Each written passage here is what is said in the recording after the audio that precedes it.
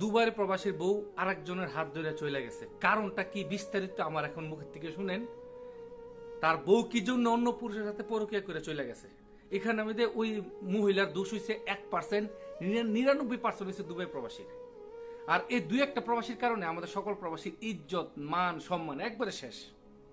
ভিডিওটা শুনে আপনি বলতে পারেন ভাই কথাটা কতটুকু সত্য, একবার হাকিকত সত্য কথা আপনি চাইলে আমি তার ঠিকানা পর্যন্ত দিতে পারি, কিন্তু ইজ্জত মান সম্মানের বয়ে দেয় না। বিশ্বাস করেন, একটা মহিলার কিন্তু একটা খরচ লাগে, ক্রিম লাগে, মাথার তেল লাগে, শ্যাম্পু লাগে, কন্ডিশনার লাগে, নখ কাটার জন্য একটা নেইল কাটা লাগে, 2-4 মাস পরে একটা কাপড় কিনা লাগে, বিভিন্ন কাপড় আছে। একটা নারীর কিন্তু 4-5টা কাপড় লাগে, ওই কাপড়গুলোর নাম আমি বললাম না। গুপ্ত স্থানের চুল কাটার জন্য লেজার কিনা লাগে। এই খরচটা নিতে গেলে ওই দুবাই প্রবাসী তার বউকে গুপ্ত স্থানের লেজার কেনার জন্য টাকাও তার মার থেকে নিতে বলে। একটা পুত্রবধূ তার শাশুড়ির কাছ থেকে কিভাবে বলবে যে আম্মা আমাকে 20টা টাকা দেন, আমি আমার গুপ্ত স্থানের চুল কাটবো? এটা কি বলা সম্ভব? জীবনও সম্ভব না।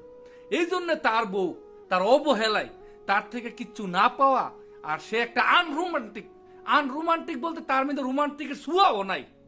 বউডারা সারাদিন কাজের বেড়ির মতো কাজ করা, কোনো সম্মান নাই, একবারে কিচ্ছু নাই। না বাড়তে আরেকবার আলোকে চলে গেছে। দোষ আছে, এই মহিলার দোষ আছে, কিন্তু সবচেয়ে বেশি দুষ্ট হয়েছে তোমার বউ চলে গেছে, তুমি বউ রাখার যোগ্যতা তোমার মধ্যে নাই। আজকে তুমি দেশে গেছো, এখন তুমি বুঝবা। যাই হোক, প্রবাসীদেরকে ছোট করার জন্য ভিডিওটা বলি নাই বা করি নাই, ভিডিওতে কথাগুলো বলেও নাই করেও নাই। এটা হাকিকত সত্য কথা। যারা প্রবাসী আছেন, বউকে তার প্রাপ্য সম্মান দিয়েন, বউকে তার খরচের ছোট্ট অ্যামাউন্টটুকু দিয়েন। বেশি টাকা দেওয়ার কথা বলি না, খরচের টাকাটা দিয়েন। তো ভিডিওটা ভালো লাগলে শেয়ার করবেন, ভুল ভ্রান্তি হলে ক্ষমা করবেন। আসসালামু আলাইকুম।